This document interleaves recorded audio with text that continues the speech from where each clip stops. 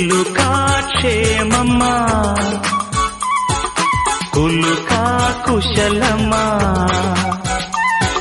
చిలుకా క్షేమమా. ఇక నెక్స్ట్ది నిరంతర సమగ్ర మూల్యాంకనంలోని మూల్యాంకనము రకాలు, టైప్స్ ఆఫ్ ఎవాల్యుయేషన్. మూల్యాంకనం ఎన్ని రకాలుగా ఉంటుంది, దాని యొక్క ప్రత్యేకత ఏంటి? మూల్యాంకనం అనేది ఎన్ని రకాలుగా ఉంటుంది, దాని ప్రత్యేకత ఏమిటి? నిరంతర సమగ్ర మూల్యాంకనంలో మనం ఏమనుకున్నాము, విద్యా సాధనతో పాటుగా సాధనేతరమైనటువంటి ప్రవర్తనాంశాలను కూడా నియంత్రించాలని అనుకున్నామా లేదా? అనుకున్నాం. మరి విద్యా సాధనేతర ప్రవర్తనాంశాలను నియంత్రించాలనుకునేటప్పుడు చదువుతో పాటు అన్నాం. మరి ఏవి చదువు కోసం, విద్య కోసం ఏ మూల్యాంకనాలు, విద్యా సాధనేతర కోసం ఏ మూల్యాంకనాలు ఒక్కసారి మనం పరిశీలిస్తేనన్నా, మూల్యాంకనం అనేటువంటిది సాధారణంగా మనము 4 రకాలుగా పేర్కొంటాం. లోప నిర్ధారణ మూల్యాంకనం, లోప నిర్ధారణ మూల్యాంకనం, రూపణ లేదా నిర్మాణాత్మకమైన మూల్యాంకనం, రూపణ లేదా నిర్మాణాత్మక మూల్యాంకనం, సంకలన లేదా సంగ్రహ మూల్యాంకనం, ప్రాగుప్తిక మూల్యాంకనం, ప్రాగుప్తిక మూల్యాంకనం. మరొక 2 ఉన్నాయి. సాధారణంగా మూల్యాంకనం ఎన్ని రకాలు అంటే కొన్ని పుస్తకాల్లో 3 అని ఇచ్చాడు, మరి అలా అనకూడదు, 4 రకాలు అనుకుంటాం.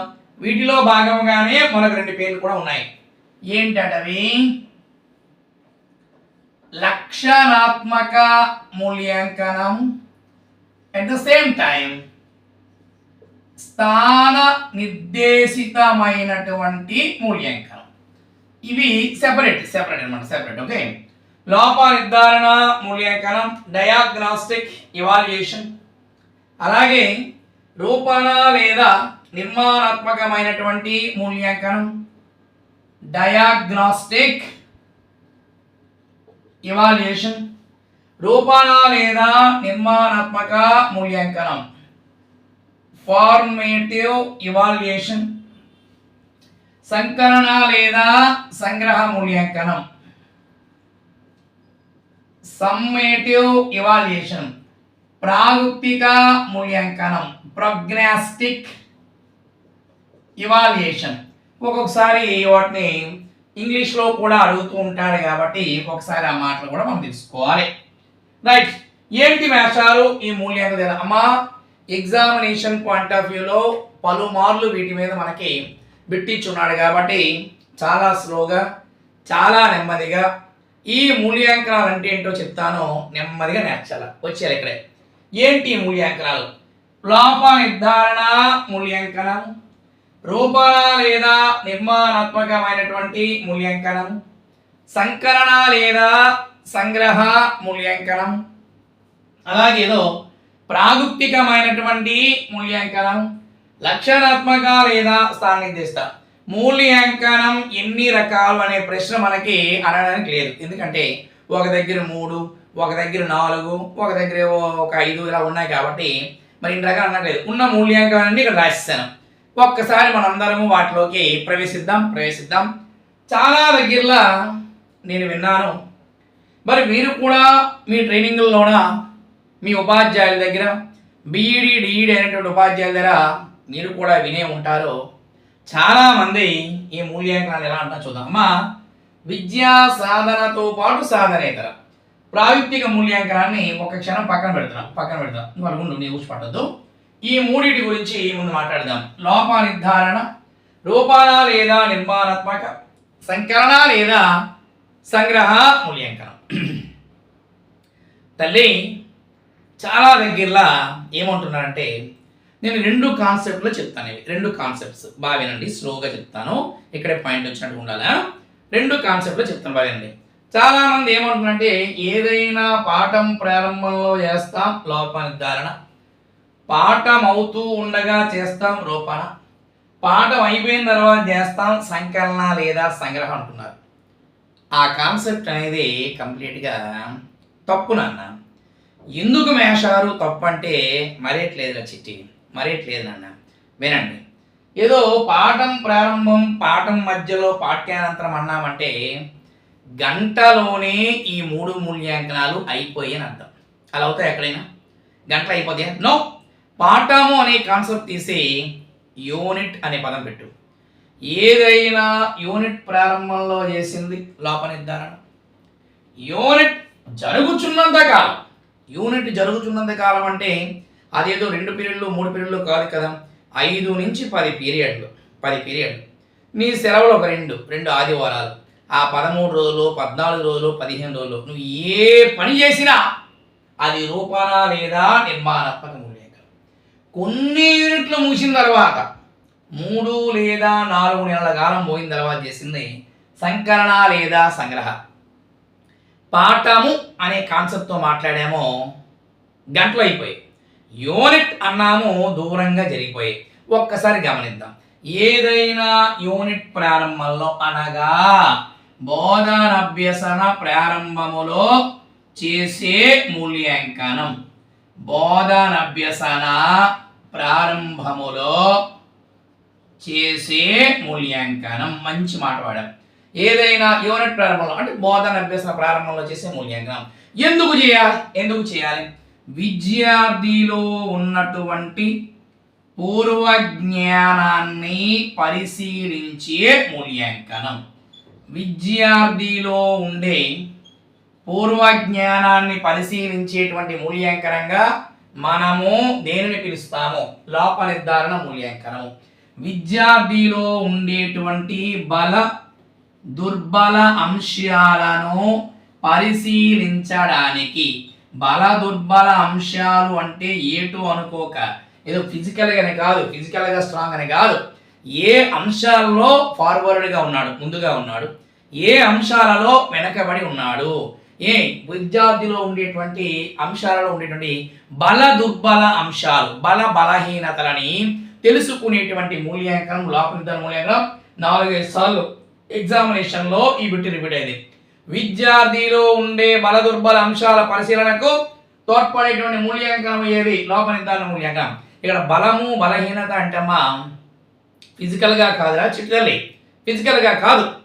అంటే ఏ అంశములో, ఏ విషయములో, ఏ సబ్జెక్ట్లో ఉండేటువంటి ఏ అంశంలో ముందుకున్నాడు, ఏ అంశంలో వెనకబడి ఉన్నాడు తెలుసుకునేటువంటి మూల్యాంకనం అనేది లోప నిర్ధారణ మూల్యాంకనం. అలాగే విద్యార్థి యొక్క సామర్థ్యాన్ని బట్టి కోర్సు నిర్ధారించే మూల్యాంకనం. విద్యార్థి యొక్క సామర్థ్యాన్ని బట్టి కోర్సు నిర్ధారణ చేసేటువంటి మూల్యాంకనం. ఏమిటి మేషం మాకు అర్థం కాలేదండి. ఏదో విద్యార్థి యొక్క సామర్థ్యాన్ని బట్టి కోర్సు నిర్ధారించడం, నువ్వే ఉన్నావయ్యా. రేపు డిఎస్సి వచ్చింది, స్టేట్ ఫస్ట్ ఇయర్కి వచ్చింది, నీకు తిన్నగా నా బడిలోనే జాయిన్ అయిపోయావు. జాయిన్ అయిన తర్వాత ఏదో మాకు యూపీ స్కూల్ అనుకుందాం, ఏడు మేషారు మరి డిఎస్సి స్టేట్ ఫస్ట్ దుర్గాప్రసాద్ మరి ఇదే జాయిన్ అయ్యి అన్నావు, సంతోషం. ఏ క్లాస్కి వెళ్ళాలని అడిగావు, 5వ క్లాస్కి వెళ్ళవయ్యా అని చెప్పాను. తిన్నగా వెళ్ళిపోనాం, లెక్కల మేస్టర్ మంచోడు వెళ్ళిపోనాం. వెళ్ళిన తర్వాత ఏమైందట, క్లాస్కి వెళ్ళగానే మరి జాయిన్ అయ్యావు, మరి జనవరి ఫిబ్రవరి నెల అది. పిల్లాడినేమో ఒక లెక్కల టెక్స్ట్ బుక్ అని అడిగావు. మన దేవుడేమో కొత్త లెక్కల టెక్స్ట్ బుక్ ఇచ్చాడు నీకు. అట్ట కూడా సిరగలేదు, మారలేదు, చాలా సంతోషం. మంచి లెక్కల టెక్స్ట్ బుక్ అది ఇచ్చాడు. అది పట్టుకున్నాం. వెంటనే చూసావు ఫిబ్రవరి నెల జనవరిలో ఏముంది, దశాంశ భిన్నాలని రాస్తుంది. పుస్తకాన్ని ఇసిరేసారుగా. బాబు అడిగాడు, ఏమండి మేషారు నా పుస్తకాన్ని ఇసిరేశారు, ఎంతో మర్యాదగా నీకు ఇచ్చాను కదా అన్నావు.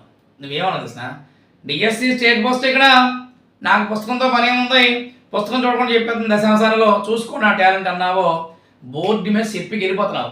దశాంశాలను ఎడ్డింగ్ పెట్టావు. దశాంశము, శతాంశము, సహస్రాంశము, దశ సహస్రాంశము చెప్పుకొని వెళ్ళిపోతున్నావు.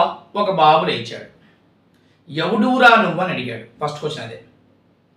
ఈ బడికి కొత్తగా వచ్చిన లెక్కల మేషాన్ని మరి డిఎస్సి స్టేట్ పోస్ట్ అన్నావు. నీకు ఏ పోస్ట్ వస్తే నాకేలా, నువ్వేడు చెప్తున్నావు, దశాంశ విన్నా చెప్తున్నాను. నాకు భిన్నమంతి రాదు అన్నాడు. సభ స్టేట్ ఫస్ట్ భుజాలు కొంచెం కిందకి దిగాయి. మరొక బాబు లేచాడు, సార్ నాకు భాగాహారం రాదన్నాడు. భుజాలు కిందకి వెళ్ళిపోయి మళ్ళీ.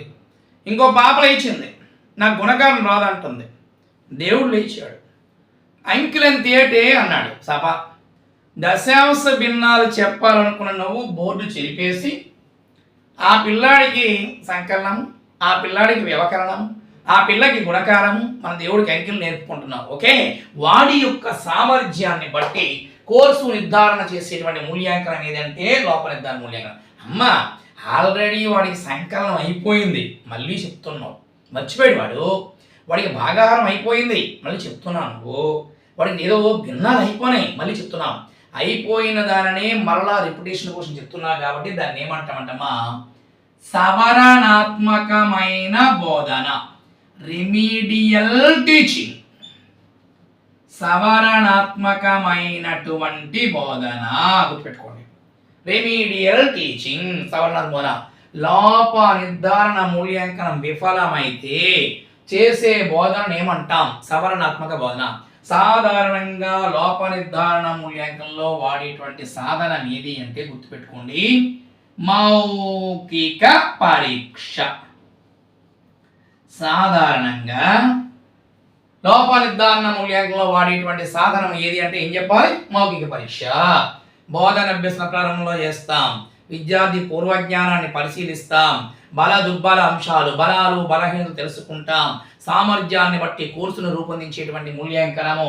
అలాగే విద్యార్థిలో ఉండే లోప నిర్ధారణ మూల్యాంకనం విఫలమైతే చేసే బోధనను ఏమంటారు, సవరణాత్మక బోధన. సవరణాత్మక బోధన ఏ మూల్యాంకనంతో ముడిపడి ఉన్నది, ఏమి లోప నిర్ధారణ మూల్యాంకనం.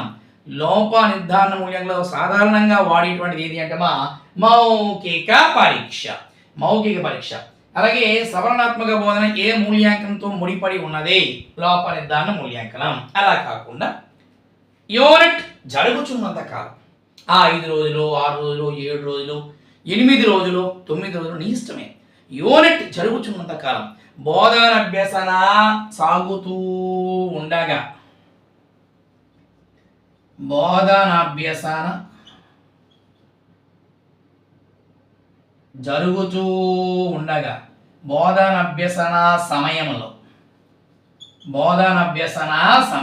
అనగా అంతకు ముందు లేని విషయాన్ని విద్యార్థి తెలుసుకుంటున్నాడు అంటే అర్థం ఏంటి, భావనా వికాసం పొందే దశలో విద్యార్థి భావనలు ఏర్పరచుకునే దశలో లేదా భావనలు ఏర్పరచుకునే దశ.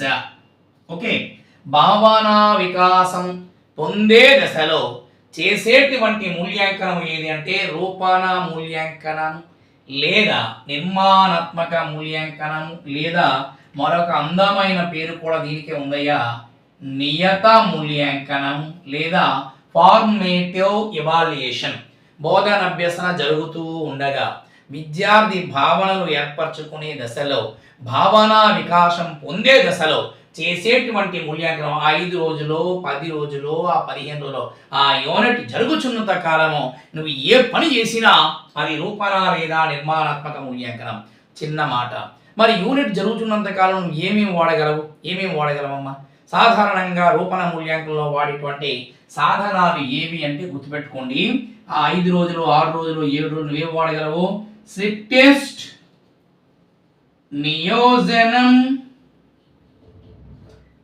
క్విజ్, మౌఖిక పరీక్ష. గుర్తుపెట్టుకోండి.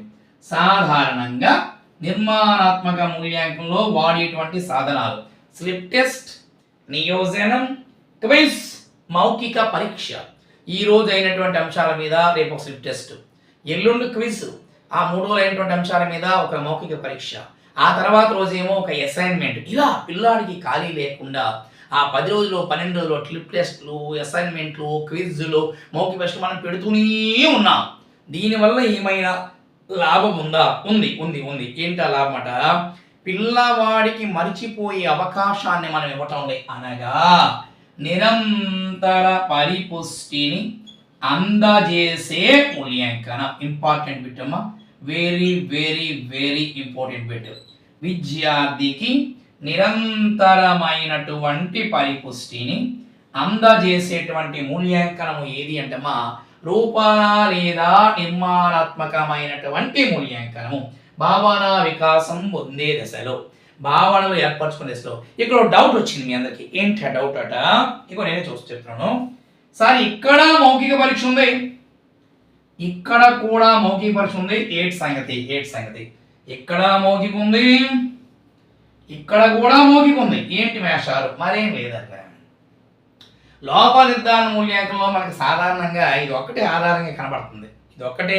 సో ఇటు నుంచి అటు బిట్టమ్మా, మౌఖిక పరీక్ష ఆధారంగా ఉన్న మూల్యాంకనం ఏది? లోప నిర్ధారణ మూల్యాంకనం.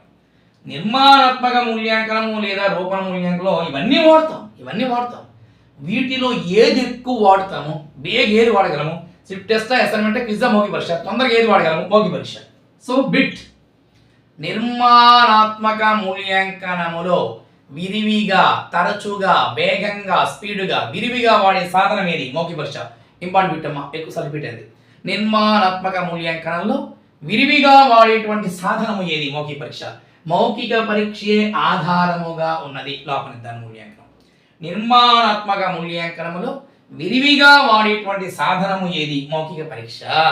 నిర్మాణ మూల్యాంకనంలో ఏవే వాడతావు? స్లిప్ టెస్ట్, నియోజనం, క్విజ్, మౌఖిక పరీక్ష. మౌఖిక పరీక్ష ఆధారంగా ఉన్నది లోప నిర్ధారణ.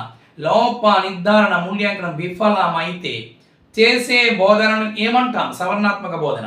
సవరణాత్మక బోధన అనేది ఏ మూల్యాంకనంతో ముడిపడి ఉన్నది? లోప నిర్ధారణ మూల్యాంకనంతో ముడిపడి ఉన్నది. నిర్మాణాత్మక మూల్యాంకనంలో విరివిగా వాడే సాధనం ఏది? మౌఖిక పరీక్ష. ఇవన్నీ వాడతాం. ఏది ఎక్కువ వాడతాం? మౌఖిక పరీక్ష. నిరంతర పరిపుష్టిని అందజేసిన మూల్యాంకనం ఏది? రూపణ లేదా నిర్మాణ మూల్యాంకనం. అయితే నన్ను చిన్న మాట గమనించండి. ఇప్పుడు నేనే ఉన్నాను, ఒక దశాంశ భిన్న యూనిట్ చెప్తాను. ఒక 3 రోజులు అయినటువంటి అంశాల మీద ఒక స్లిప్ టెస్ట్, ఒక అసైన్మెంట్, ఒక క్విజ్, మౌఖిక పరీక్ష, స్లిప్ టెస్ట్, అసైన్మెంట్, క్విజ్ ఇలా చెప్తుంటే పిల్లలు కూడా యాక్టివ్గా పార్టిసిపేట్ చేస్తారు. స్లిప్ టెస్ట్ పెట్టాను, యాక్టివ్గా పార్టిసిపేట్ చేశారు. క్విజ్ పెట్టాను, యాక్టివ్గా పార్టిసిపేట్ చేశాడు. ఇలా పార్టిసిపేట్ చేయడం వల్ల ఏమైనా లాభాలు ఉన్నాయా? ఉన్నాయి. ఇంకా ఎక్కువ చెప్పాలనిపిస్తుంది టీచర్కి. కోర్సు అభివృద్ధికి సూచనలు ఇచ్చినటువంటి మూల్యాంకనంగా పిలుస్తాం. ఇంపార్టెంట్ వన్, కోర్సు అభివృద్ధికి సూచనలు ఇచ్చినటువంటి మూల్యాంకనంగా పిలుస్తాం. దీన్ని రూపణ లేదా నిర్మాణాత్మక మూల్యాంకనాన్ని. అభ్యసన సమయములో పరిపుష్టిని అందజేస్తుంది. అభ్యసన సమయములో పరిపుష్టిని అందజేసేటువంటి మూల్యాంకనం అనేది ఏది అంటే మా రూపణ లేదా నిర్మాణం. అభ్యసన సమయంలో పరిపుష్టిని అందజేస్తుంది. మౌఖిక పరీక్షే ఆధారముగా ఉన్న మూల్యాంకనం ఏది? లోప నిర్ధారణ. నిర్మాణాత్మక మూల్యాంకనంలో విరివిగా వాడేటువంటి సాధనము ఏది? మౌఖికమైనటువంటి పరీక్ష. రైట్. సవరణాత్మకమైనటువంటి బోధన అనేది ఏ మూల్యాంకనంతో ముడిపడి ఉన్నది? లోప నిర్ధారణ మూల్యాంకనం. అలాగే కోర్సు అభివృద్ధికి సూచనలు ఇచ్చినటువంటి మూల్యాంకనం ఏది?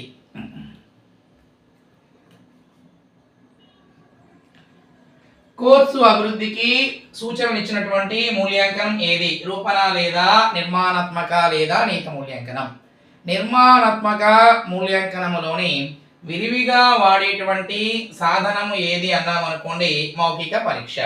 ఇది ఒక రకంగా చెప్పాం. ఇది బోధన అభ్యసన ప్రారంభంలో, బోధన అభ్యసన జరుగుతున్నటువంటి సమయంలో 5 రోజులు 10 రోజులు యూనిట్ అని చెప్పినాం. నేను ఒక చిన్న మాట మీ అందరికీ చెప్పాను. కొన్ని యూనిట్లు ముగిసిన తర్వాత 3 లేదా 4 నెలల కాలము తరువాత దీన్ని మనం మెథడాలజీ భాషలో టెర్ము కాలము లేదా సెమిస్టర్ కాలము అని అంటాం. త్రైమాసిక పరీక్షలు, అర్ధవార్షిక పరీక్షలు, అలాగే వార్షిక పరీక్షలు అనేవి ఏ మూల్యాంకనానికి చెందుతాయంటే మా సంకలన లేదా సంగ్రహ మూల్యాంకనానికి చెందుతాయి. విద్యార్థిని పై తరగతికి పంపడానికి, పైకి పంపించడానికి కదమ్మా, విద్యార్థిని పై తరగతికి పంపడానికి తోడ్పడేటువంటి మూల్యాంకనము ఏది? సంకలన లేదా సంగ్రహ. కొన్నింటిని ముగిసిన తర్వాత 3 లేదా 4 నెలల కాలం పోయిన త్రైమాసిక లేదా అర్ధవార్షిక లేదా వార్షిక. పై తరగతి పంపాలి అన్న విద్యార్థులకి గ్రేడులు ఇవ్వడానికి తోడ్పడే మూల్యాంకనము ఏది అంటాడు. విద్యార్థులకు గ్రేడులు ఇవ్వడానికి తోడ్పడే మూల్యాంకనం సంకలన మూల్యాంకనం. ప్రమాణ పత్రాలు ఇవ్వడానికి దట్ మీన్స్ మార్కు లిస్ట్ అమ్మా. ప్రమాణ పత్రాలు ఇవ్వడానికి తోడ్పడేటువంటి మూల్యాంకనము ఏది అంటే సంకలన లేదా సంగ్రహ మూల్యాంకనము అనేటువంటిది ఇది. పై తరగతి పంపాలి అన్న విద్యార్థులలోని సింపుల్గా అభ్యసన పటిమను మదింపు చేయడానికి తోడ్పడే మూల్యాంకనం ఏది? ఇదమ్మా రూపణ మూల్యాంకనం. అభ్యసన పటిమ, ఇవన్నీ అకాడమీ లైన్స్ కదా వచ్చేయాలి కదా. నా నోట్లోంచి ఏ పదాలైతే పలికినానో అవన్నీ వచ్చేయాలి. అభ్యసన పరిపుష్టిని అందజేసే మూల్యాంకనం రూపణ. అభ్యసన పటిమను అందజేసే మూల్యాంకనం ఏది? రూపణ మూల్యాంకనం. బల దుర్బల అంశాలు లోప నిర్ధారణ. ఓకే, సవరణాత్మక బోధన ఏ మూల్యాంకనంతో ముడిపడి ఉంటుంది? లోప నిర్ధారణ. త్రైమాసిక పరీక్షలు సంకలన. అర్ధవార్షిక పరీక్షలు సంకలన మూల్యాంకనం. అలాగే మౌఖిక పరీక్ష ఆధారముగా ఉన్నది లోప నిర్ధారణ. నిర్మాణాత్మక మూల్యాంకనంలో విరివిగా వాడే సాధనం ఏది? మౌఖిక పరీక్ష. ఇక్కడ మీ అందరికీ చిన్న స్టోరీ చెప్తా. 2 కాన్సెప్ట్లో చెప్తానన్నాను కదా, బాగా వినాలి. అమ్మా, నేనే ఉన్నాను ఒక లెక్కల మేషాన్ని. ఒక 6వ క్లాసు పిల్లలకి దశాంశ భిన్నాలు అనేటువంటి ఒక టాపిక్ని చెప్పాలని నిర్ణయించాలని చెప్పిన తర్వాత ఆ దశాంశ భిన్నాలు అనే టాపిక్ అనేది ఒక 10 రోజులు ప్లాన్ చేసుకున్నాం. 10 డేస్ ప్లాన్ చేసుకున్నాం. 10 డేస్ ప్లాన్ చేసుకుని పాఠం చెప్పుకొని వెళ్తున్నాను. నా 6వ క్లాసులో ఉన్నటువంటి విద్యార్థుల సంఖ్య అంతటా 25 మంది ఉన్నారు నా క్లాసులో. వెరీ నైస్ 25 మెంబర్స్ ఉన్నారు. బాగా వినండి. ఇలా ఉన్నటువంటి సమయంలో ఏమైంది? దశాంశ భిన్నాలు స్టార్ట్ చేశాను. ఫస్ట్ డే టీచింగ్ అయింది, సెకండ్ డే అయిపోయింది, 3వ రోజు అయిపోయింది. 4వ రోజు ఉదయం నాకు డౌట్ వచ్చింది. నేను బాగా చెబుతున్నానా లేదా, ఏమైనా నన్ను అంటే పిల్లలు బాగా వింటం లేదా డౌట్ వచ్చి 4వ రోజు ఉదయం ఈ 3 రోజులు అయినటువంటి అంశాల మీద ఓ స్లిప్ టెస్ట్ కండక్ట్ చేశాను. స్లిప్ టెస్ట్ని కండక్ట్ చేశా క్లాస్లో. ఓకే, మరి కండక్ట్ చేసినప్పుడు అదే మూల్యాంకనం, అది రూపణ మూల్యాంకనం. 25 మంది రాశారు. ఏం జరిగింది తెలిసిన? 20 మందికి ఏ గ్రేడ్ వచ్చిందయ్యా? 5గురికి కంప్లీట్గా 0 వచ్చిందమ్మా. అయ్యో, నా అనుభవాన్నంతా ఉపయోగించి, నా మేధాశక్తిని ఉపయోగించి, నా స్కిల్ అంతా ఉపయోగించి ఎటువంటి లోపం లేకుండా టీచ్ చేస్తున్నానే, ఈ 5గురికి ఎందుకు 0 వచ్చింది తెలుసుకోవాలనిపించింది. బాగుంటుంది స్టోరీ. తెలుసుకోవాలనిపించింది. ఈ 5గురిని సైడ్ చేశాను. వీళ్ళకి నేను బాగా చెప్పలేదా? దశాంశ భిన్నాలు నేర్చుకోవడానికి అవసరమైన సామర్థ్యాలు వీళ్ళ దగ్గర లేవా తెలుసుకోవాలని నా మనసుకు అనిపించింది. వెంటనే ఏం చేశానట, ఈ 5గురిని తోటలో పట్టుకెళ్ళిపోయాను. దశాంశ భిన్నాలు రావాలంటే 5 కాన్సెప్ట్ రావాలి. సంకలనం, వ్యవకలనం, గుణకారం, భాగారం, భిన్నం. సంకలనం 5గురికి ఇచ్చాను, చేశారు. వ్యవకలనం చేశారు. గుణకారం ఇద్దరు చేయలేకపోయారమ్మా, వాళ్ళ గుణకారం నుంచి నేర్పాలి. భాగాహారం ఇద్దరు చేయలేపారు, వాళ్ళు ఎక్కడి నుంచి నేర్పాలి. భిన్నము ఒకటి చేయలేపారు. ఇలా ఈ 5గురిని మాత్రమే చేసిన ఈ మూల్యాంకనము లోప నిర్ధారణ మూల్యాంకనం. ఇప్పుడు నేను చేసిన స్టోరీని మెదరాజీ భాషలో మాట్లాడినా. రెడీ? బోధనభ్యసన సాగుతూ ఉండగా ఏదైనా ఒక స్థాయి వద్ద విద్యార్థుల యొక్క అభ్యసన స్థాయిని తెలుసుకోవడానికి ఉపయోగించే ఉపాధ్యాయుడి యొక్క స్లిప్ టెస్ట్ అనే సాధనా నికష అని అంటాం. పేరు రాస్తాను ఇక్కడ, సాధనా నికష అంటాం. సాధనా నికష క్లాసు మొత్తం నిర్వహించాం. సాధనా నికషని మాపనం చేసిన తర్వాత వెనుకబడిన వారు ఎందుకు వెనుకబడ్డారు, వెనుకబడిన విద్యార్థులు ఎందుకు వెనుకబడ్డారో తెలుసుకోవడానికి ప్రత్యేకంగా వాళ్ళ కోసం మాత్రమే చేసినటువంటి ఆ తాలూకా మూల్యాంకనం ఏమంటే లోప నిర్ధారణ మూల్యాంకనం, లోప నిర్ధారణ నికష. ఇక్కడ 2 పదాలు వచ్చాయి, సాధనా నికష, లోపల దర్శ. బోధన అభ్యసన సాగుతూ ఉండగా ఏదైనా ఒక స్థాయి వద్ద పిల్లల తాలూకు స్థాయి తెలుసుకోవడానికి మేషాలు చెప్పిన స్లిప్ టెస్ట్ అని సాధన నికష తరగతి మొత్తం నిర్వహించాం. సాధనా నికషని మాపనం చేసిన తర్వాత వెనుకబడిన వారు ఎందుకు వెనుకబడాలో తెలుసుకోవడం ప్రత్యేకంగా నిర్వహించింది లోప నిర్ధారణ నికష. ఇప్పుడు చూడండి, ఇది సాధన నికష, ఇది లోప నిర్ధారణ నికష. తరగతి మొత్తాన్ని నిర్వహించాం సాధన నికష. వెనుకబడిన వారికే ప్రత్యేకం లోప నిర్ధారణ నికష. ప్రమాణాలు పాటిస్తాం సాధన నికష. ప్రమాణాలు లేవు లోప నిర్ధారణ నికష. బ్లూ ప్రింట్ ఉంటుంది సాధన నికష, బ్లూ ప్రింట్ లేదు. సులభ సాధారణ కఠినాంశాలు ఉంటాయి, సులభాంశాలే ఉంటాయి లోప నిర్ధారణ నికష. ఓకే, చిన్న మాట, సాధనా నికష తర్వాత లోప నిర్ధారణ నికష వస్తుందా, లోప నిర్ధారణ నికష తర్వాత సాధన నికష వస్తుందా? ఆలోచించండి. సాధనా నికష తర్వాతే లోప నిర్ధారణ నికష వస్తుంది. ఎందుకు? తరగతి అంతటిని నిర్వహిస్తాం సాధన నికష, ఆ వెనకతలే వస్తుంది. వెనకబడిన వాళ్ళ కోసమే చేసేది లోప నిర్ధారణ నికష. ఏమి సాధనా నికష, లోప నిర్ధారణ నికష అర్థమైంది కదా. సాధనా నికష దేంట్లో ఉంటుంది? లోపల మూల్యాంకనం. లోప నిర్ధారణ నికష ఎక్కడ ఉంటుంది? ఇక్కడ ఇక్కడ ఇక్కడ. ఏది? లోప నిర్ధారణ మూల్యాంకనం ఉంటుంది. ఇక్కడ చిన్న మాట మీకు చెప్పాను ఏంటడా, అభ్యసన సాగుతూ ఉండగా ఏదైనా ఒక స్థాయి వద్ద విద్యార్థుల యొక్క అభ్యసన తెలుసుకోవడానికి మనము నిర్వహించినటువంటి ఆ యొక్క స్లిప్ టెస్ట్ ఉంది సాధన నికష అన్నమే. దానికి స్పెషల్ పేరు ఉందయ్యా, లక్షణాత్మక మూల్యాంకనం అనొచ్చు. స్పెషల్ పేరు దానికి. ప్రత్యేకంగా ఎక్కడ నిర్వహిస్తే ఏదైనా ఒక స్థాయి వద్ద తెలుసుకోవాలనుకుంటే లక్షణాత్మక మూల్యాంకనం. వివిధ విద్యా సంస్థలు నిర్వహించే ప్రవేశ పరీక్షలని స్థాన నిర్దేశిత మూల్యాంకనం అంటారు. స్పెషల్ ఇవి వివిధ విద్యా సంస్థలు వారికి అనుగుణంగా. ఇప్పుడు ఒక నవోదయ ఉన్నది, నవోదయ పిల్లలందరినీ కూడా తీసుకోవడానికి వాళ్ళకి ప్రవేశ పరీక్ష నిర్వహించుకుంటారు. అది పిల్లల తాలూకా స్టాండర్డ్ అనేది మనకు సంబంధం లేదు, వాళ్ళకి ఏ స్టాండర్డ్ పిల్లలు కావాలో దానికి అనుగుణంగా నిర్వహించుకుంటారు. దాన్ని స్థాన నిర్దేశిత మూల్యాంకనం అంటాం. ఏదైనా ఒక స్థాయి వద్ద మనం చేస్తే లక్షణాత్మక, ప్రవేశ పరీక్షలు అనుకుంటే స్థాన నిర్దేశిత మూల్యాంకనం. Okay good. త్రైమాసిక పరీక్షలు ఏ మూల్యాంకనం? సంకలనం. అర్ధవార్షిక పరీక్షలు సంకలనం. పై తరగతి పంపడానికి సంకలనం. అభ్యసన పటిమ మదింపు, నిరంతర పరిపుష్టి లోపల నిర్ధారణ. నిర్మాణాత్మక మూల్యాంకనంలో విరివిగా వాడేటువంటి సాధనము ఏది? కడతపెట్టే మౌఖిక పరీక్ష. బల దుర్బల అంశాలు, పూర్వజ్ఞాన పరిశీలన అంతా బాగానే ఉంది. ఓ ప్రశ్న, యూనిట్ పరీక్షలు ఏ మూల్యాంకనం? డౌట్ వచ్చింది మీకు. యూనిట్ పరీక్షలు ఏ మూల్యాంకనం? ఇది 2 రకాలుగా చెప్తాను, గుర్తుపెట్టుకోండి జాగ్రత్తగా. ఇప్పుడు నేనే ఉన్నాను, ఒక లెక్కల మేషాన్ని. దశాంశ భిన్నాలను యూనిట్ అయిపోయింది 10 డేస్లో. 11వ రోజు నా 6వ క్లాస్ పిల్లలు 50 మందికి నేను నిర్వహించుకున్నాను యూనిట్. ఆ యూనిట్ మీద ఈ యూనిట్ పరీక్షను ఏమంటారంటే అమ్మా రూపణ మూల్యాంకనం. గవర్నమెంట్ వారు నిర్వహిస్తుంటారు యూనిట్ పరీక్ష. 3 నెలలకు ఒకసారి నిర్వహించారు. అప్పుడు ఉండేవి కదా, FA1 FA2 అంటున్నాయి, ఇప్పుడు అప్పుడే ఉండేవి. గవర్నమెంట్ వారు నిర్వహించిన యూనిట్ పరీక్షలో సంకలన మూల్యాంకనం. 2 భాగాలు చేసుకోండి. ఉపాధ్యాయుడు తరగతి గదిలో యూనిట్ అయిపోయిన తర్వాత ప్రత్యేకంగా ఉపాధ్యాయుడు నిర్వహించుకున్న యూనిట్ పరీక్ష అయ్యేదంటే రూపణ మూల్యాంకనం. ప్రభుత్వం వారు నిర్వహించిన యూనిట్ పరీక్ష ఏ మూల్యాంకనం? సంకలన మూల్యాంకనం. అలా మెన్షన్ చేస్తే పర్వాలే. మేషాలు నిర్వహించింది రూపణ, గవర్నమెంట్ నిర్వహించింది సంకలనం.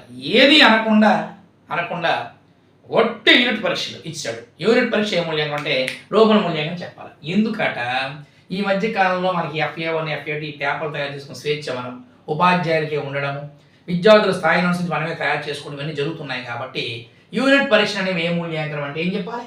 రూపణ లేదా నిర్మాణాత్మక మూల్యాంకనం చెప్పాలి. రైట్, అయిపోయిందమ్మా. ప్రభుత్వం నిర్వహించిన యూనిట్ పరీక్షను మెన్షన్ చేస్తే సంకలనం, ఉపాధ్యాయులు నిర్వహించిన యూనిట్ పరీక్ష రూపణ, ఏది మెన్షన్ చేయలే రూపణ. అర్ధవార్షిక పరీక్షలు సంకలన, త్రైమాసిక సంకలన. ఓకే, లోప నిర్ధారణ మూల్యాంకనం విఫలమైతే చేసే బోధన సవర్ణాత్మక బోధన. వివిధ విద్యా సంస్థ నిర్వహించేటువంటి ప్రవేశ పరీక్షలే మూల్యాంకనం, స్థాన నిర్దేశ మూల్యాంకనం. గ్రేడులు ఇవ్వడానికి సంకలన, ప్రమాణ పత్రాలు ఇవ్వడానికి సంకలన. ఓకే అమ్మా, మరి సిసి అన్నాము, సిసిని ఎంతో గొప్పగా చెప్పుకుంటాం మనం, చాలా అద్భుతంగా చెప్పాం. విద్యా సాధనతో పాటు సాధనేతర అన్నావు. మరి సడన్గా ఇదేంటిది చదువు అంటావేటమ్మా. ఇదిగో ప్రాగుప్తిక మూల్యాంకనము సిసిఈలో ప్రధాన భాగముగా ఉన్నది. విద్యార్థిలో ఉండేటువంటి సహజ సామర్థ్యాలని నైపుణ్యాలని అభివృద్ధి చేసేటువంటి మూల్యాంకనం. విద్యార్థి భవిష్యత్తులో ఏ రంగంలో స్థిరపడగలడో డిసైడ్ చేసేది ప్రాగుప్తిక మూల్యాంకనం. అంటే ఇక్కడ మరేమి లేదన్నా, పిల్లాడిలో ఉండేటువంటి సాధన సామర్థ్యాన్ని నైపుణ్యాలని టీచరే గుర్తించాలట. మనమే గుర్తించి ఆ పిల్లాడిని ఆ రంగంలో డెవలప్ చేసే విధంగా తోడ్పాటును అందించడమే ప్రాగుప్తిక మూల్యాంకనం. సహాయం చేసిన మనిషినైనా ఈ సమాజం మర్చిపోతుందేమో కానీ చేయూతనిచ్చి పైకి తెచ్చిన వారిని ఈ సమాజం అనేది మర్చిపోదట. గుర్తుపెట్టుకోండి, చేయూతనిచ్చి పైకి తెచ్చిన వారిని ఈ సమాజం అనేటువంటిది మర్చిపోదట. ప్రాగుప్తిక మూల్యాంకనం ఏం లేదన్న ఇక్కడ. ప్రాగుప్తిక మూల్యాంకనం అంటే ఒక కబడ్డీ ప్లేయర్ ఉన్నాడు, 9th క్లాస్ చదువుతున్నాడు, నువ్వు ఒక మేషావి. ఆ రోజు జిల్లా సెలక్షన్స్ ఏవో ఉన్నాయి పిల్లాడికి, జిల్లా సెలక్షన్స్కి వెళ్ళాలి, నువ్వు క్లాస్కి వెళ్ళావు, అబ్బాయి క్లాస్లో కనబడ్డాడు. నువ్వు వెంటనే ఏం చేయాలి? ఏమిరా వెళ్ళలేదని అడిగావు. అబ్బాయి ఏమన్నాడు? సార్ అమ్మా నాన్న వలస వెళ్ళిపోయారు, జిల్లా కేంద్రానికి వెళ్ళడానికి 100 రూపాయలు లేవన్నాడు, 100 రూపీస్ లేవన్నాడు. జోబులో తీసిచ్చే అబ్బాయికి. రేపు పొద్దున్న అబ్బాయి పెద్ద కబడ్డీ ప్లేయర్ అనుకోండి, నీ గురించి చాలా గొప్పగా చెప్పుకుంటాడు. మా మేషాల వల్ల ఇదంతా అయ్యింది, ఆయన చలవ వల్లే జరిగిందని చెప్పి చెప్పుకుంటాడు. అదేనమ్మా ప్రాగుప్తిక మూల్యాంకనం. పిల్లాడిని ఎంకరేజ్ చేయాలి, వాడిలో ఉండేటువంటి సాధన సామర్థ్యాన్ని నైపుణ్యాన్ని అభివృద్ధిపరిచి భవిష్యత్తులో ఏ రంగంలో స్థిరపడగలడో డిసైడ్ చేసేటువంటిది ప్రాగుప్తిక మూల్యాంకనం అని అంటాము. అది చూసుకోండి, ఎందుకు చేయూత నుంచి పైకి తేవడం అంటాం. ఇది మేషాల వల్లే సాధ్యం. పిల్లలు మీరు ఎంతమంది ఎన్ని చెప్పినా మేషాల మాటకి ఎక్కువ వాల్యూ ఇస్తారు. కాబట్టి ఇది సిసిఈలో ఈనాడు ప్రధాన భాగంగా ఉంది. భవిష్యత్తులో ఏ రంగంలో స్థిరపడగలడో తోడ్పడుతుంది. చూస్తున్నారు అమ్మా, దీని మీద అనేక రకాల బిట్లు మనకి ఇస్తున్నాడు. అభ్యసన పరిపుష్టి, అభ్యసన పటిమ, కోర్సు అభివృద్ధికి సూచనలు ఇచ్చేది, పూర్వజ్ఞాన పరిశీలన చూసుకో, బల దుర్బల అంశాలు, ఇది త్రైమాసిక, అర్ధవార్షిక, వార్షిక, లోపల మూల్యాంకనంలో సాధన నిక్ష, దాని తర్వాత వెనకబడిన వాళ్ళ కోసం లోప నిర్ధారణ.